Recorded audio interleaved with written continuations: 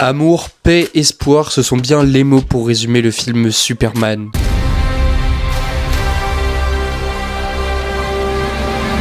Et oui, j'ai vu le film Superman réalisé par James Gunn, le tout nouveau film qui doit lancer l'ère de DC.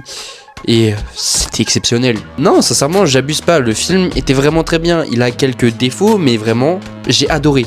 Sincèrement, j'ai adoré. James Gunn nous rappelle pourquoi est-ce qu'on aime Superman, pourquoi est-ce qu'on aime les super-héros. Il a repris les thématiques fortes qui sont chères à son personnage qui est Superman et les a bien retranscrites à l'écran. Parce que oui, il faut le rappeler, mais DC c'est pas forcément un univers sombre, c'est un univers qui a de la lumière comme nous montre le film Superman. Puisque le parti pris intéressant pour moi dans ce film-là, c'est qu'on arrive à nous mettre une part de lumière mélangée à un côté politique qui est assez dur et assez sauvage. En fait, ça fait totalement référence à ce qu'il se passe actuellement dans le monde, on va pas se mentir. Mais il y a ce petit truc avec Superman qui fait que c'est tout bonnement formidable. Parce que Superman incarne pleinement l'espoir comme son symbole, comme le personnage en lui-même. On nous parle également de l'immigration, de ce que ça fait d'être un étranger, et ça a bien été traité avec le personnage de Superman, il faut le dire. Les scènes de vol, y a rien à dire. Les scènes de combat, c'est pareil. Le Justice Gang, y a rien à dire, quoique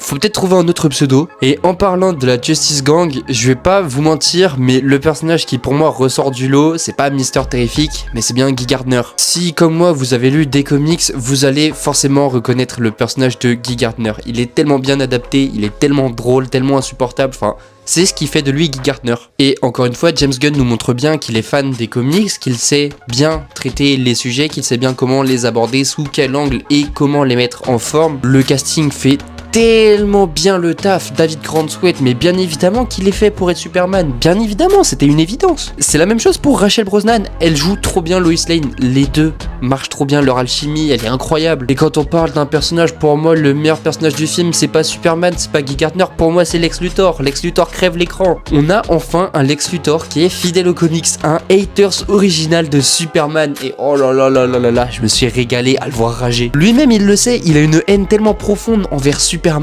qu'il ne sait pas pourquoi réellement. Enfin, il ne sait pas juste pour lui, c'est parce que c'est un étranger.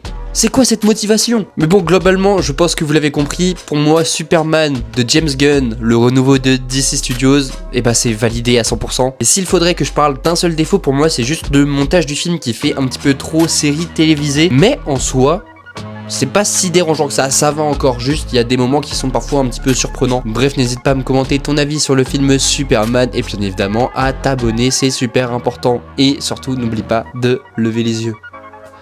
Ciao.